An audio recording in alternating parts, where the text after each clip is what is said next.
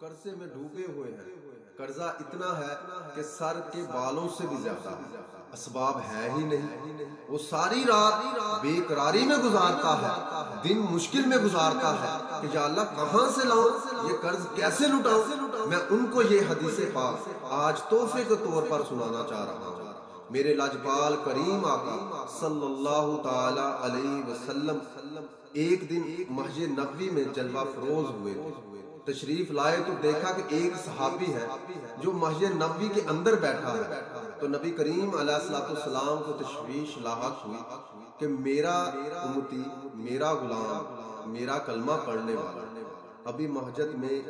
نماز کا وقت بھی نہیں ہے اور یہ کیا کر رہا تھا۔ تو نبی کریم علیہ السلام نے فرمایا،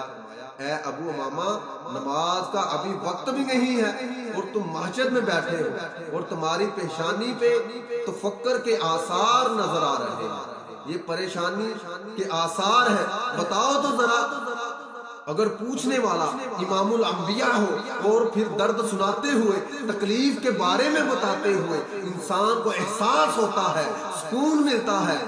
کوئی میرے درد کا مداوا کرنے والا، مجھے تسلی دینے والا، کوئی ہے میرے غم کا مداوا کرنے والا، تو حضرت ابو امامہ رو پڑے اور کہنے لگے، حضور بندہ نواز، روزگار ہے ہی نہیں، رزق کے معاملات مختوش ہیں، قرضہ اتنا ہے کہ سر کے بالوں سے بھی زیادہ ہے،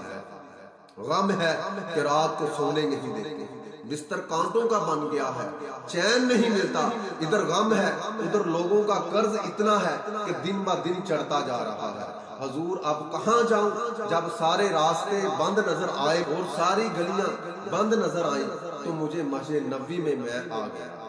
میں نے سوچا شاید میرے دکھ درد کا مداوا ہو جائے۔ میرے لاجپال کریم آقا علیہ السلام مسکرائے اور فرمایا، اگر ہم نے پوچھا ہے تو پھر تمہارے درد کا مداوا بھی فرمائیں گے اور تمہاری مشکلیں بھی حل فرما دیں گے، تمہاری ہر بات کو ہم پورا فرمائیں گے۔ فرمایا، اے ابو امامہ، میں تجھے ایسے کلمات نہ سکھاؤں، اگر تمہارا قرض زمین و آسمان کو اگر سونے اور چاندی سے بھر دیا جائے، اتنا بھی ہونا، تو یہ کلمات تم پڑھتے جاؤ، اللہ رب العزت غیب کے خزانوں سے تمہارا قرض بھی پورا فرمائے گا، تمہارے غم کا مداوا بھی فرما دے گا۔ اللہ تو حضرت ابو امامہ کہنے لگے، حضور یہ بتائیں نا تاکہ میرا قرض جلد سے جلد اتر جائے۔ تو میرے لاجپال کریم آقا علیہ السلام نے فرمایا،